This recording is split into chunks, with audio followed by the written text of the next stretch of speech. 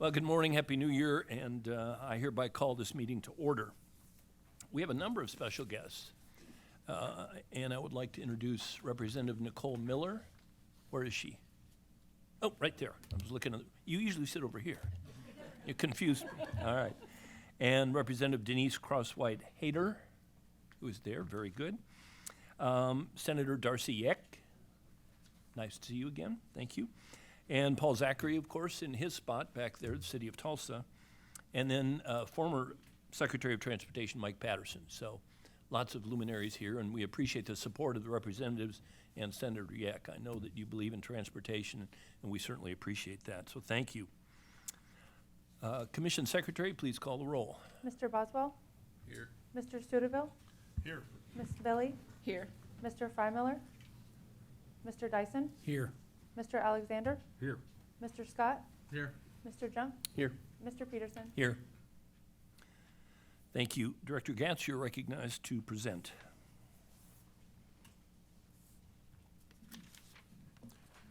Thank you, Mr. Chairman, Commissioners. Happy New Year. Happy New Year. Glad to be here in 2026 for our first Transportation Commission meeting. Mr. Chairman, if I might recognize Caitlin Burns for presentation of an award.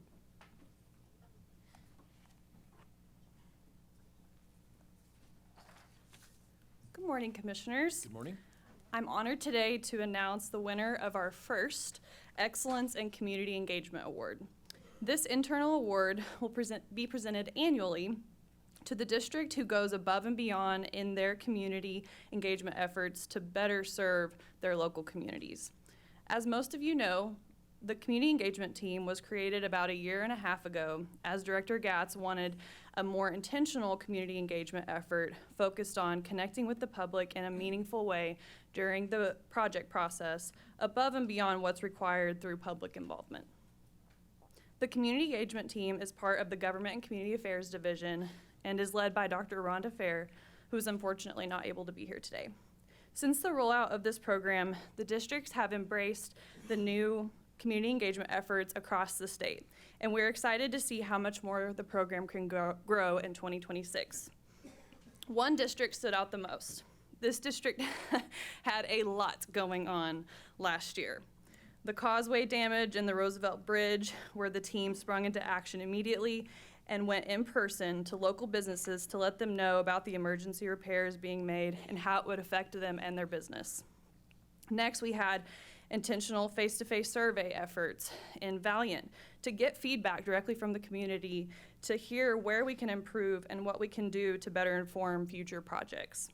And lastly, the many hours and efforts that the team poured into the Hochatown project. Sorry, I lost my train of thought. The Hochatown project served through the newly created office hours and many other meetings and events that were held for that community there.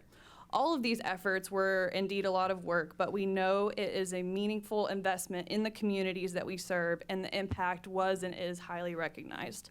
Please join me in celebrating the team of District 2 under the leadership of Anthony E. Kelly as the recipient of this award.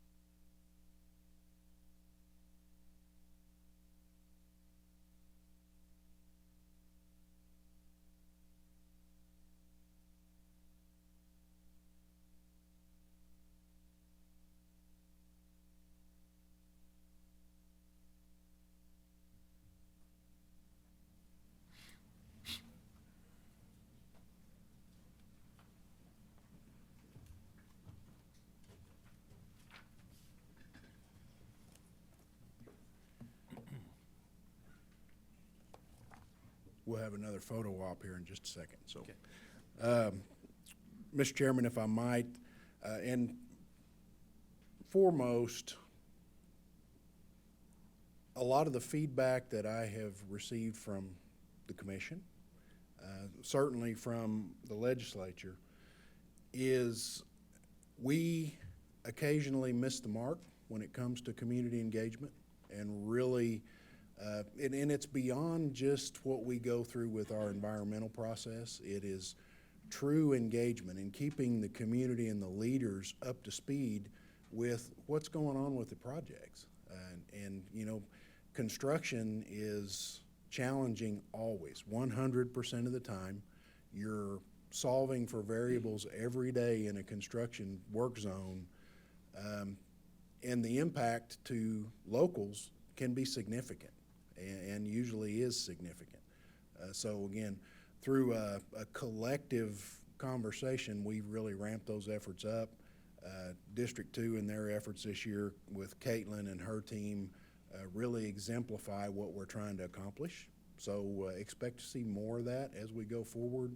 And again, communication, communication, communication, you know, and we need to really add an emphasis to our practices. So we intend to do that, and again, this is a great recognition of a lot of effort. So Caitlin, congratulations not just to District 2, but to you and your team for the things that you do to facilitate some of that good communication.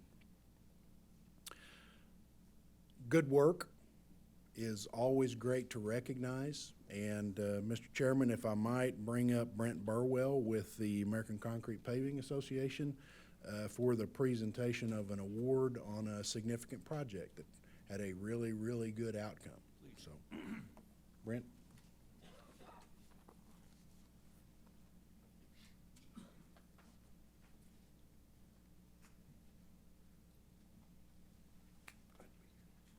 Thank you, Director Gatz.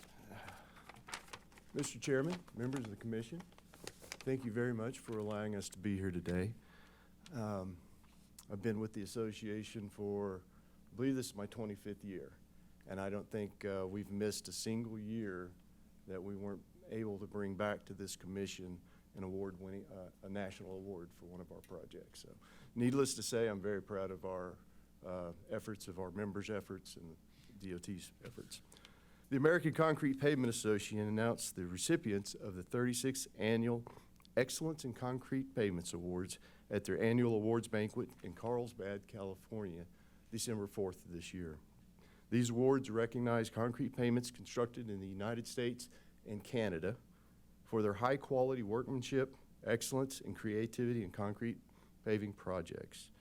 I am proud to announce to this commission that Oklahoma has once again submitted a concrete pavement project that was selected to be among the best of the best.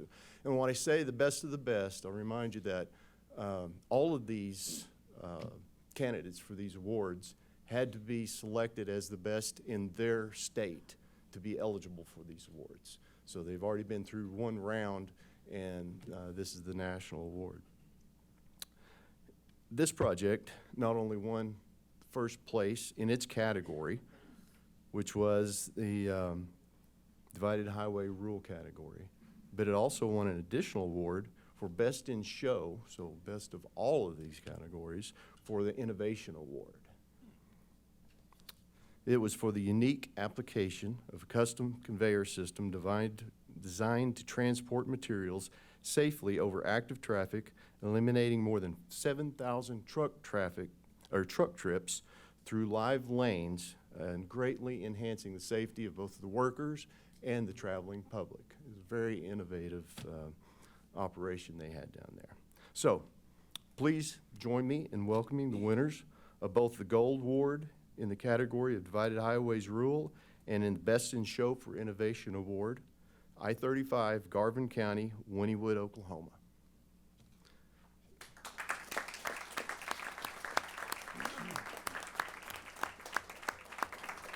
The owner, of course, was the Department of Transportation. The contractor was DeWitt Construction Company, and the engineer, MacArthur Associated Consultants. Congratulations, guys.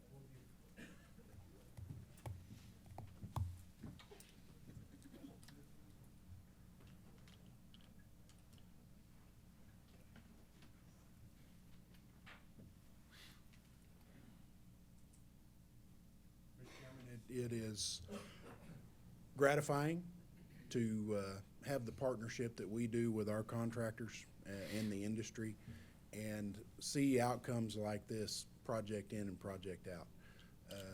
And I do want to add an extra emphasis to the impact that the innovation in the utilization of the conveyor had on the traveling public, because again, reducing the dangers that we encounter every day in the work zones and that the traveling public encounters is extremely critical to us, and this was a very effective method. Certainly, anytime you go south of Oklahoma City on Interstate 35, we all know what the traffic is like, and certainly the traffic load on that facility is not getting any smaller, and it will take innovative practices like this to help us effectively deliver projects. So again, congratulations to District 3, to Do It Construction and their team, and everybody that was a participant in. So thank you. Congratulations, thank you. Item 1 is approval of the minutes of the Transportation Commission meeting on December 8th, 2025. Do I have a motion for approval of item 1? Motion Dyson. Thank you. Do I have a second? Second, Studeville. And any discussion? Hearing none, please cast your vote.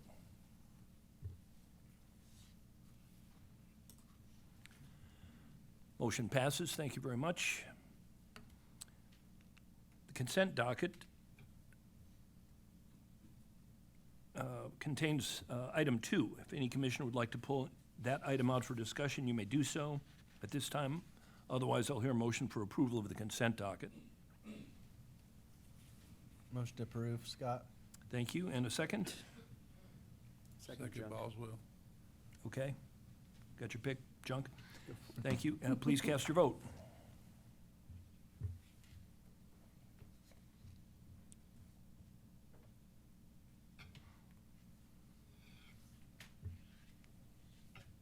Motion passes. Thank you very much.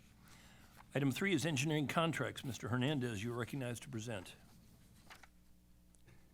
Morning, Mr. Chairman, Commissioners.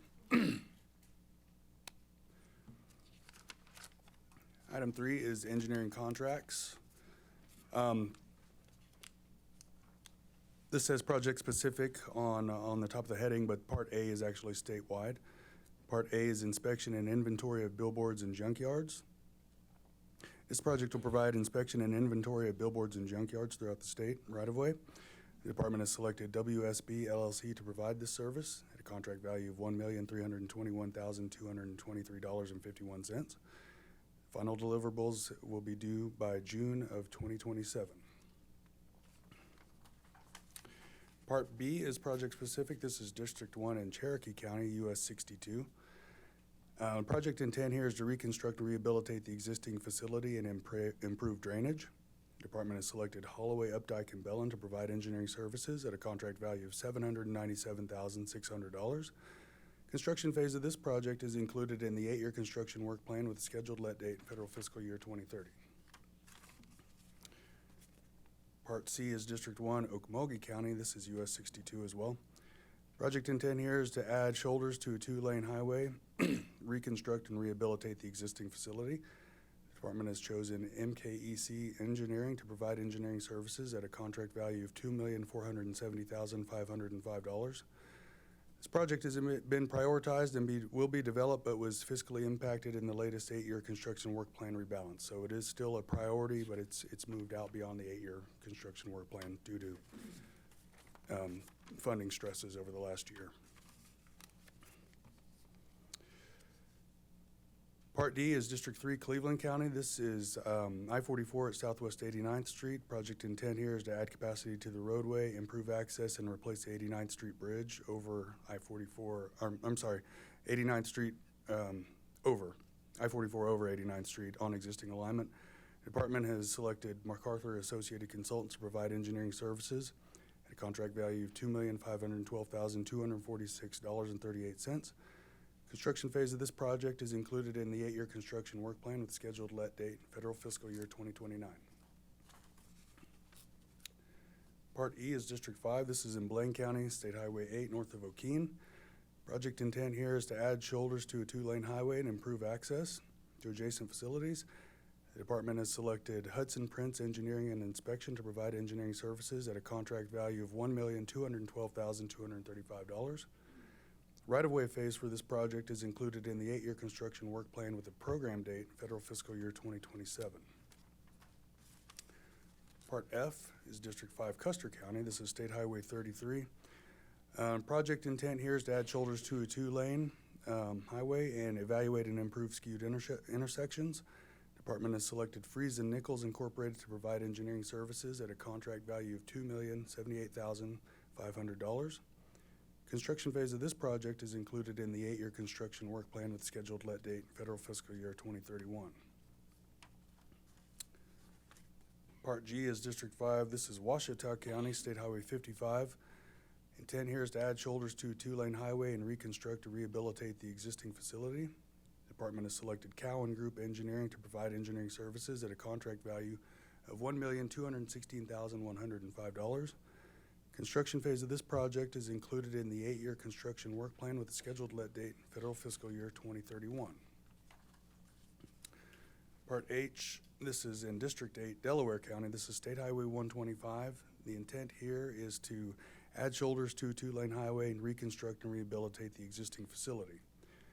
The department has selected WSB LLC to provide engineering services at a contract value of $2 million. The right-of-way phase of this project is included in the 8-year construction work plan with program date federal fiscal year 2032. Part I is also District 8. This is Nowata and Mays County. This is 2 locations on State Highway 28. The project intent here is to add shoulders to a 2-lane highway, reconstruct and rehabilitate the existing facility. The department has selected Kimley Horn and Associates to provide engineering services at a contract value of $3 million. The right-of-way phases of these projects are included in the 8-year construction work plan with program dates federal fiscal year 2033. Part J is also District 8. This is Rogers County, State Highway 66. This is 2 adjoining projects, and the intent here is to add shoulders to a 2-lane highway, reconstruct and rehabilitate the existing facility. Department has selected H&TB Corporation to provide engineering services at a contract value of $3 million. The right-of-way phase of these projects are included in the 8-year construction work plan with program dates federal fiscal year 2033. And Part K is District 8, Tulsa County, State Highway 11. Project intent here is to reconstruct and rehabilitate the existing facility. The department has selected Burgess and Nyepel Incorporated to provide engineering services. The construction phase of this project is included in the 8-year construction work plan with scheduled let date federal fiscal year 2030. And finally, Part L is District 8, Tulsa County. These are bridge rehabilitations at multiple locations. The department has selected Garver LLC to provide engineering services at a contract value of $2,310,990. Construction phases of these projects are included in the 8-year construction work plan and asset preservation plan with scheduled let dates federal fiscal year 2026, 2029, 2033, and 2030. Approval of the contracts is recommended, and I'd be happy to answer any questions you might have. Just curious, when we say reconstruction and rehabilitate existing facility, just in layman's terms in a couple sentences, can you explain that? That's, you're probably going to do some full depth pavement replacement. You're going to add shoulders. I mean, it gives you a wide variety of things you can do. It's not just going to be a resurfacing. It's going to be a reconstruction in place. Okay, all right, interesting. Then also, I didn't know we inventoried junkyards. We do. There are federal and state regulations that require us to do that, so we're gonna take an updated look at that. I've got a neighbor who you might want to take a look at. We'll look into that. All right, thank you. You've heard the presentation. Do I have a motion for approval of item 3? So move, Billy. Thank you. And do I have a second? Second, Scott. Thank you. Any discussion? Please cast your vote.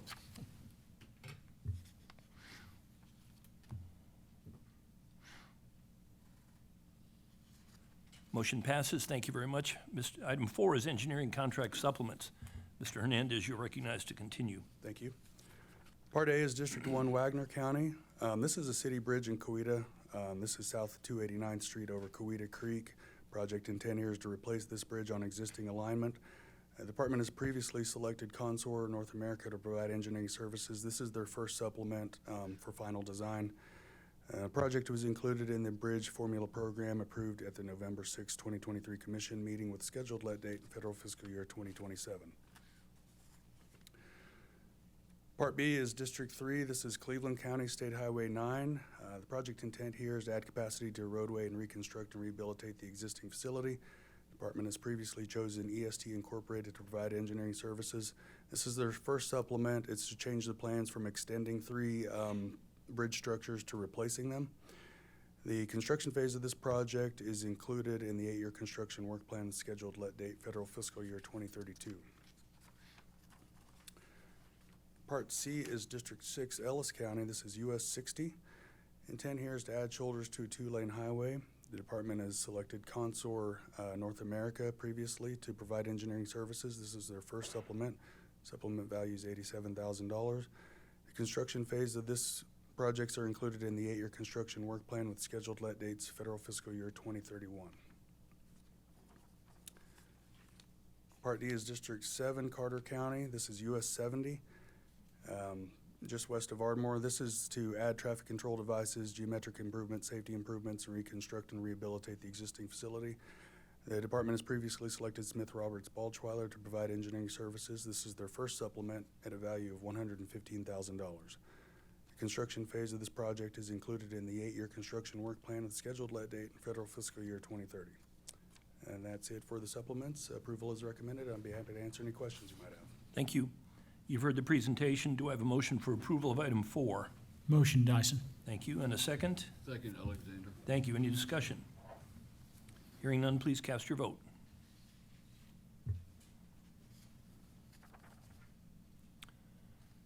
Motion passes. Thank you, Mr. Hernandez.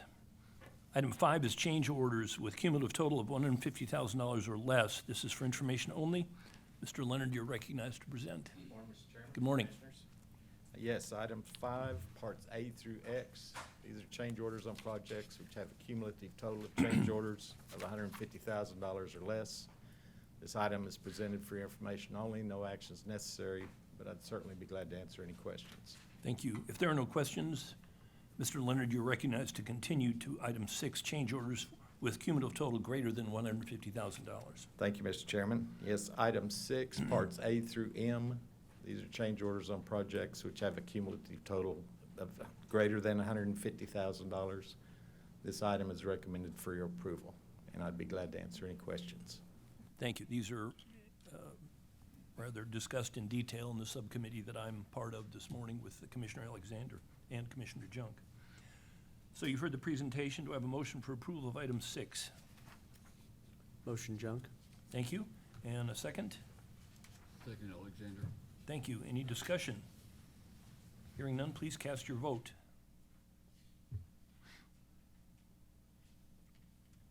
Motion passes. Thank you very much. Item 7 is Bridge Formula Program. Mr. Gote, you are recognized to present.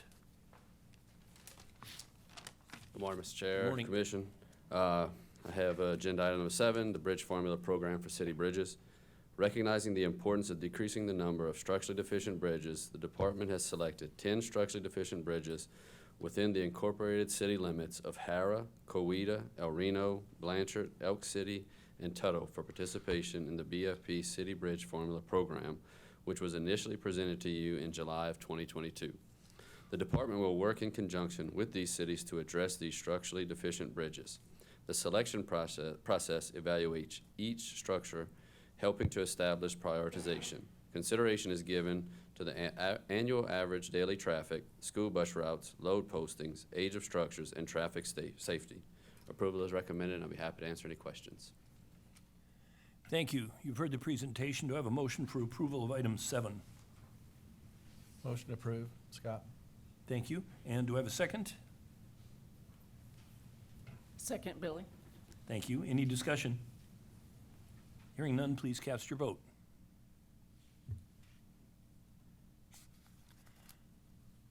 Motion passes. Thank you, Mr. Gote. Item 8 is proposed bid openings. Ms. Bryant, you're recognized to present. Good morning, Mr. Chairman and Commissioners. Good morning. Item 8, proposed bid openings consist of the final February 2026, the tentative March 2026, and the tentative the final February, the tentative March 2026, the tentative April 2026 bid openings. We are currently working under a continuing resolution through January 30th, 2026, and the department recommends approval. Thank you. You've heard the presentation. Do I have a motion for approval of item 8? Motion junk. Second junk. Okay, Studeville, junk. Thank you. Any discussion? Hearing none, please cast your vote. Motion passes. Thank you, Ms. Bryant. And now, item 9 is the director's report. This is for information only. Director Gatz, you are recognized to present.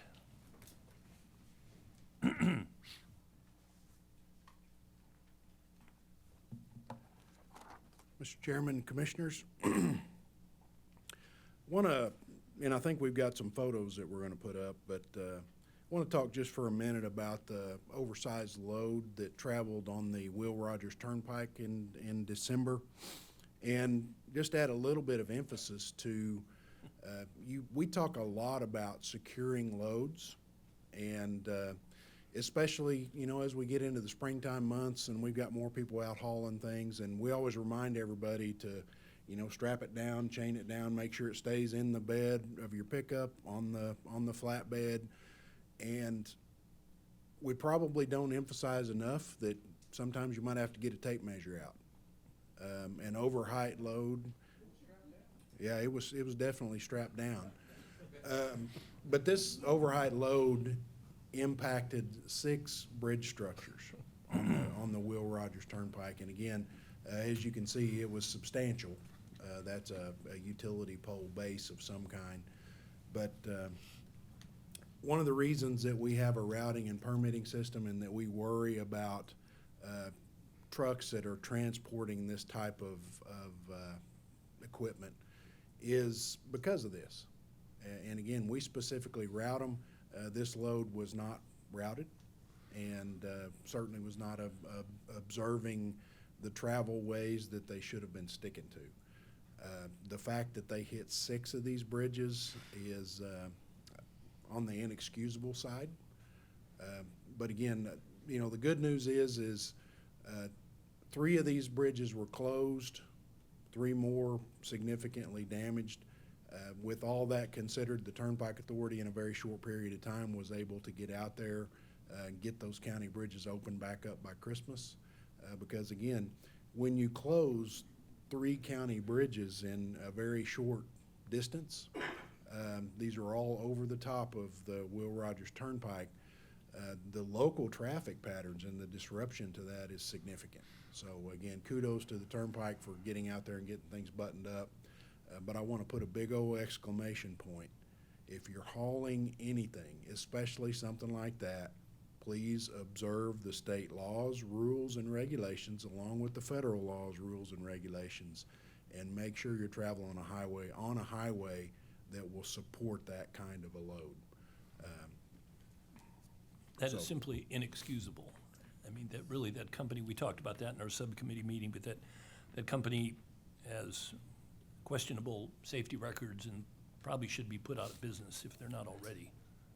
Yeah, and again, just like I said, I have been around transportation for a long time, more than 3 decades, and I've never seen one like this that impacted 6 bridges in a row.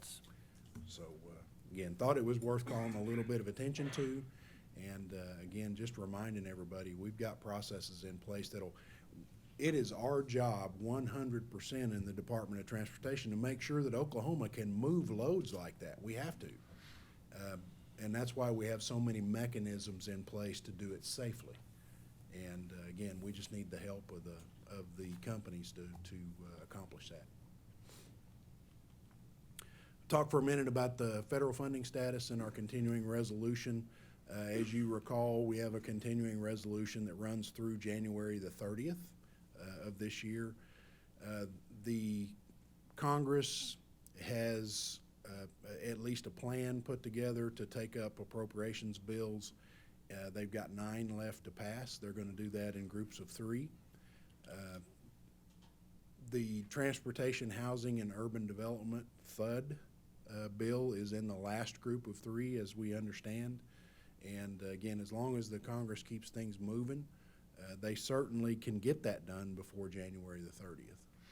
That obviously will not be without some debate and a little bit of back and forth in the Congress, but optimistically, we'll get this done before we get to the end of the continuing resolution. We've already made some adjustments in our lettings, and based on the fact that, again,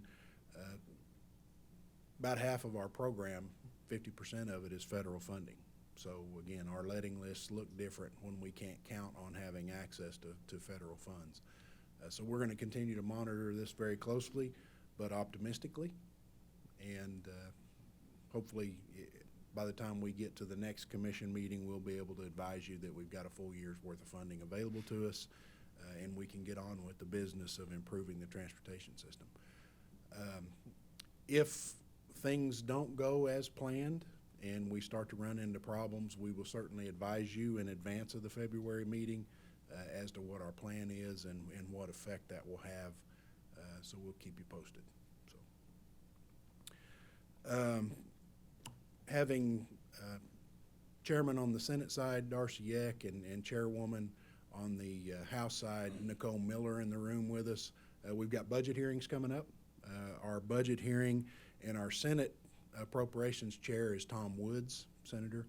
That hearing is scheduled for the 12th, so a week from today. And looking forward to, these are budget hearings and performance reviews. And our House hearing is scheduled for the 27th. You know, this time of year, as we start to think about making sure the legislature understands what's happening out there on the highway system, what we're trying to accomplish, and working with them on trying to meet those needs is extremely critical. And then also looking back and really understanding what we've accomplished and how things are going. As we've talked about so many times, the extreme challenge that we've dealt with over the last few years is just cost escalation and the construction cost index for heavy highway. The legislature has really, really been good at helping us with programs like the retro funding that they provided in 24 and 25. It made all the difference in the world of us being able to keep some of the near-term projects on track. Those scheduling issues and the funding issues, they don't stop. They ripple through our entire 8-year construction work plan. As we've talked about, we've made some adjustments to the work plan based on what we believe our funding levels are likely to be. And again, what we end up with is an 8-year plan that probably looks more like a 10 or 11-year plan. Again, that's just adjusting estimates based on costs. So we'll continue to go through our process and really work a program that has been very effective, whether that's routine maintenance, whether that is our asset preservation program, or whether that's our construction work plan. But what I'm telling you is, as we look forward into the future, you know, our investment strategy may have to change a little bit. We may have to invest more heavily in maintenance and asset preservation activities if we can't get to some of these projects with the bigger construction work plan type programs. So we'll continue to make those adjustments as needed. We will absolutely continue to work with the legislature to make sure, again, that they're aware of and are cognizant of the challenges that we're dealing with, and are optimistic that we're going to be able to work together to continue to make great progress on bridges, pavements, and safety improvements. So, end of the year video. We've got a video queued up that kind of goes over some of the things that we've accomplished this year and hit some of the high points. I think as we come into a new calendar year, it's always good to stop for just a second and think about what we've accomplished, because we have done a lot this year for the traveling public and made some big improvements. Got some good projects completed, good projects started, and got a bright future on the transportation front. So if we've got a video queued up, we can roll that. In 2025, the Oklahoma Department of Transportation stayed focused on what matters most: keeping people safe, being good stewards of public dollars, and improving infrastructure that helps communities thrive across all 77 counties. Here's a look back at those efforts. Throughout 2025, ODOT continued its strategic approach to modernizing aging facilities by combining operations instead of replacing buildings one by one. This shift delivered long-term savings while strengthening teamwork, training, and equipment readiness. In Kay County, the completion of the combined Tonkawa Interstate and Maintenance Yard saved the department nearly $3 million while maintaining the same high level of service. Momentum continued in Districts 1 and 7, where combined facilities are expected to generate more than $10 million in savings. These investments translate directly into faster response times, safer operations, and stronger support for the workforce that keeps Oklahoma's roads open and reliable in all conditions. When severe storms damaged the US 70 causeway near Lake Texoma, ODOT moved to quickly restore a critical connection for southeastern Oklahoma. A $5.5 million emergency contract allowed crews to complete major repairs in just weeks, placing more than 70,000 tons of material. By late June, the causeway, guardrail, surface, striping, and safety features were fully restored. ODOT is grateful to the traveling public for their patience and to Bridgeco for their rapid, high-quality work. The US 70 Roosevelt Bridge Replacement Project moved forward using a modified progressive design-build delivery method, the first time in the state to use this method, bringing designers and builders together earlier to encourage innovation and efficiency. 3 teams were selected to develop proposals for this multi-million-dollar federally funded project, with construction anticipated to begin in 2026. The result will be a safer, more resilient crossing that serves southeastern Oklahoma for generations to come. In Tulsa, work began on the long-anticipated completion of the I-44 and US 75 interchange, fondly known as Traffic Henge. At $252 million, it's the largest construction contract in ODOT's history. The project, anticipated for completion in summer 2028, will improve safety, reduce congestion, and strengthen connectivity along one of Oklahoma's busiest corridors, transforming a familiar landmark into a modern transportation solution. In July, ODOT celebrated the completion of a $33 million resurfacing project along US 54 through Guyman. This major corridor serves nearly 13,000 vehicles each day, supporting commuters, freight movement, and visitors across the Panhandle. As the largest contract ever awarded in District 6, the project is just one of the many investments planned for the region. Across the state, improvements along Route 66 continued, enhancing safety and improving traffic flow along this iconic corridor. With more than 400 drivable miles, Oklahoma remains the heart of the Mother Road.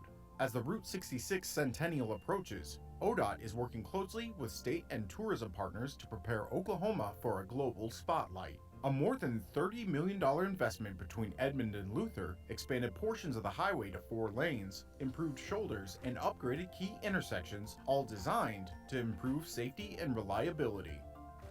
The Route 66 celebration continued with the release of the official Oklahoma State map, featuring a retro design highlighting Route 66 landmarks from Elk City to Miami. More than a map, it's an invitation to explore Oklahoma's transportation history and the communities that line the Mother Road.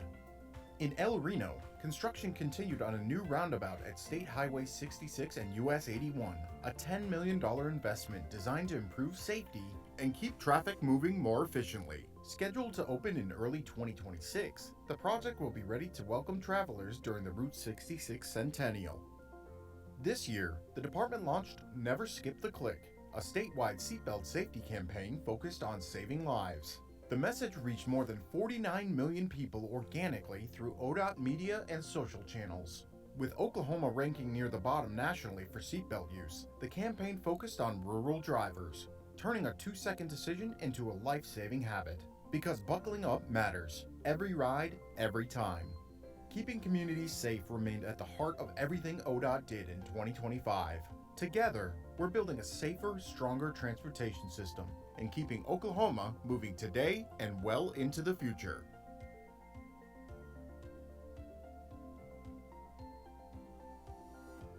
Yeah, well done. Yeah.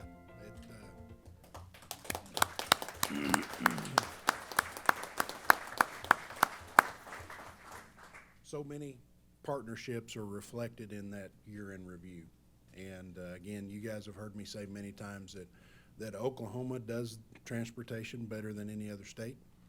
And that's because of those partnerships and the people that believe in us and that believe in what we do. And we've had a lot of great outcomes because of it. One of the things that I'm probably most proud of, more than a third of our workforce is based out there in the maintenance facilities that we have. And if you haven't been to some of them, we've got some of them that are 1950, 1960 model buildings. And, you know, the one at Tonkawa that was one of the ones we replaced, you could see Kansas through the back wall of the garage. Certainly not set up for modern equipment, certainly not good operational conditions for our crews that we ask so much of.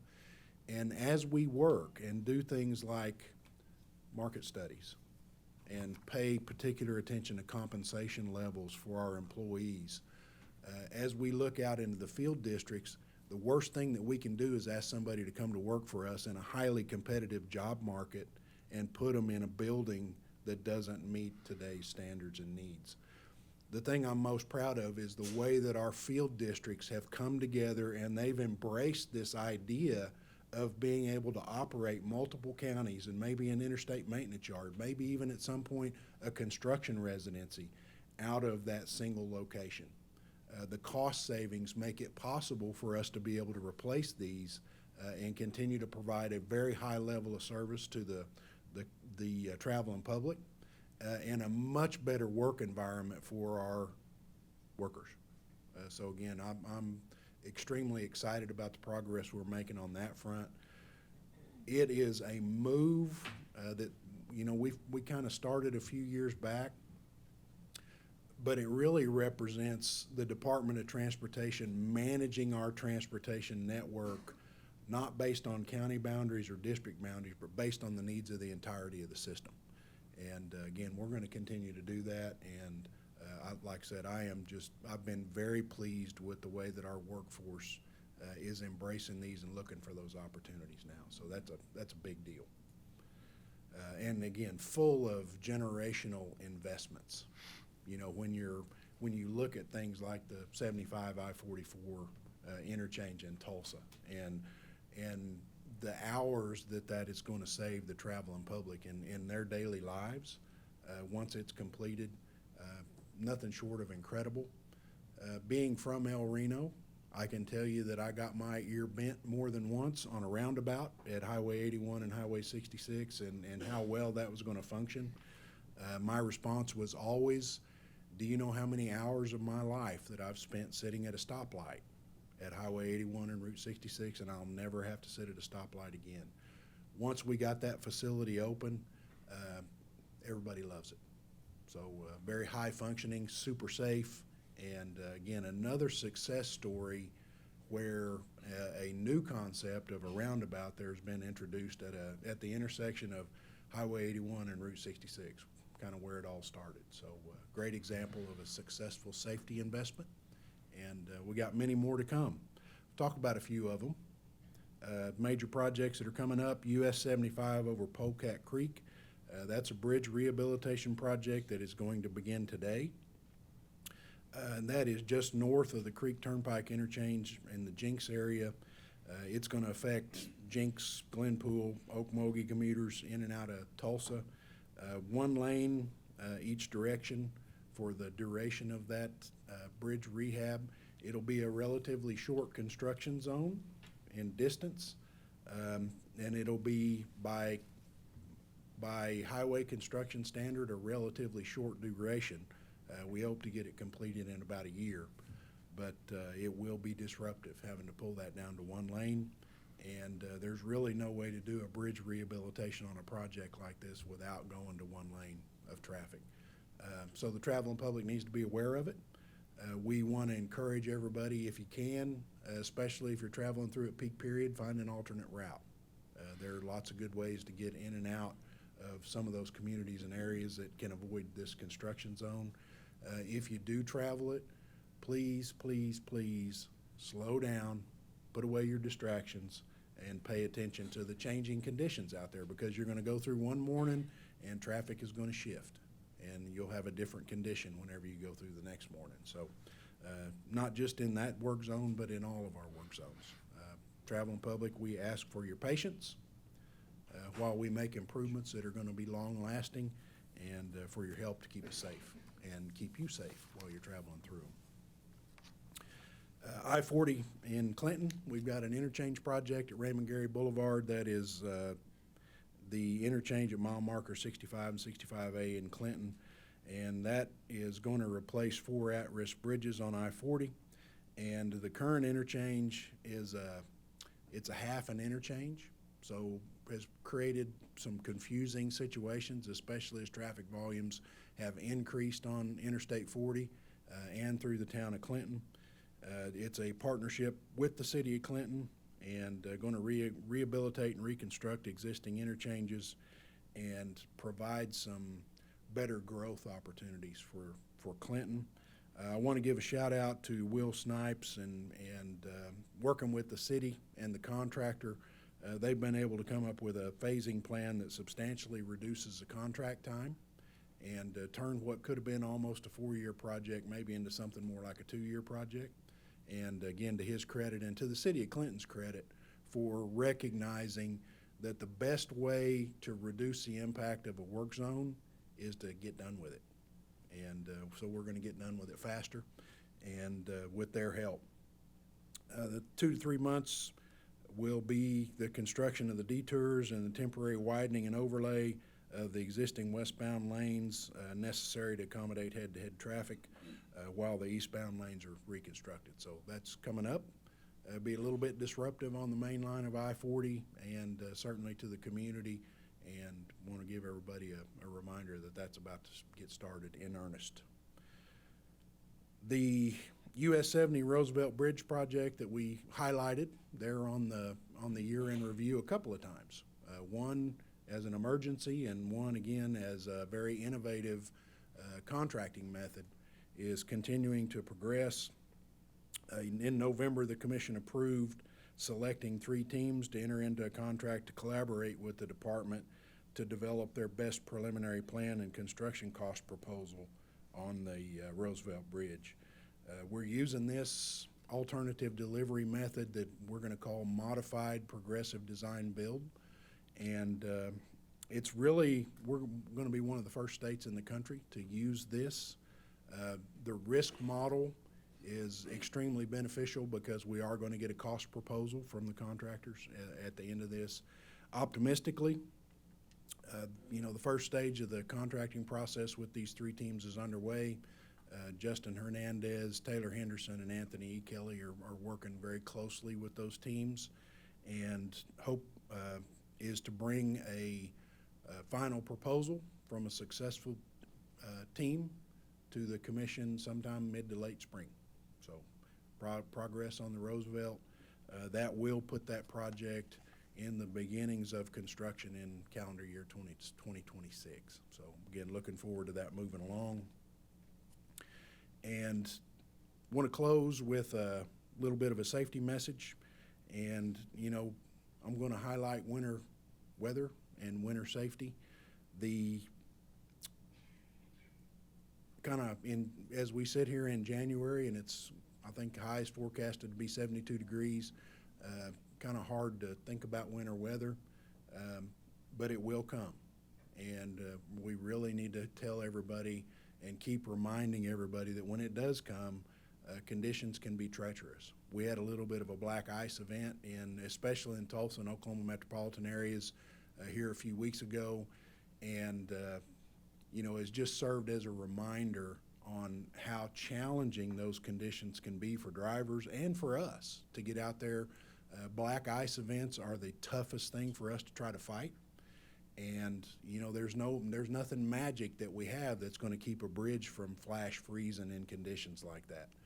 So again, we've got to continue to be diligent, continue to talk about winter weather, because we've got some, I think we had our most significant winter weather last year, if I recall correctly, in March.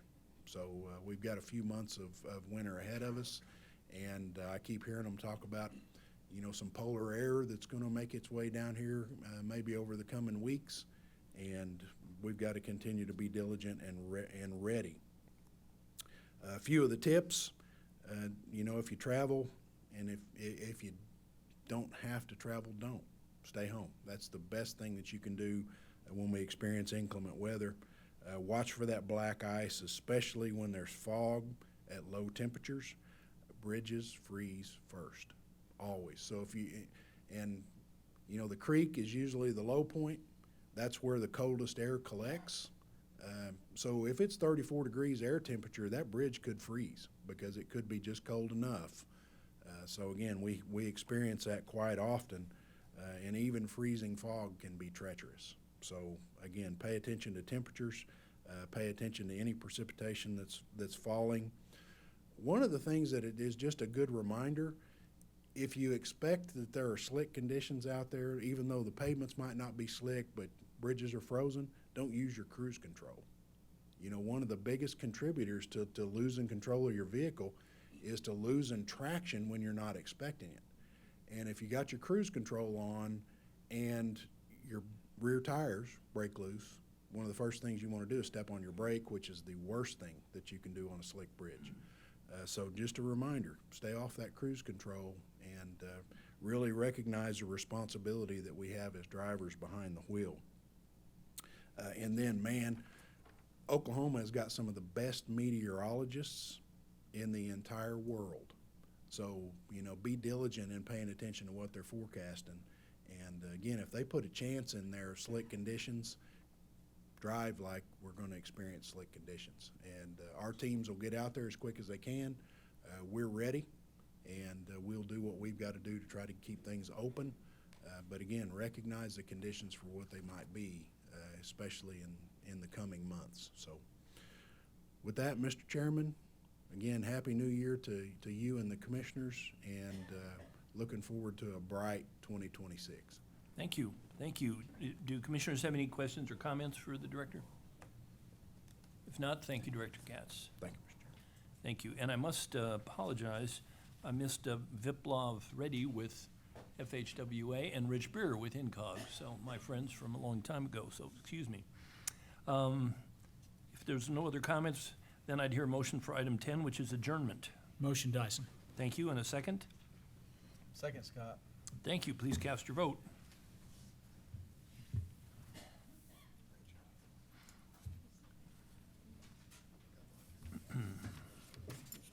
Motion passes. We are adjourned. Thank you.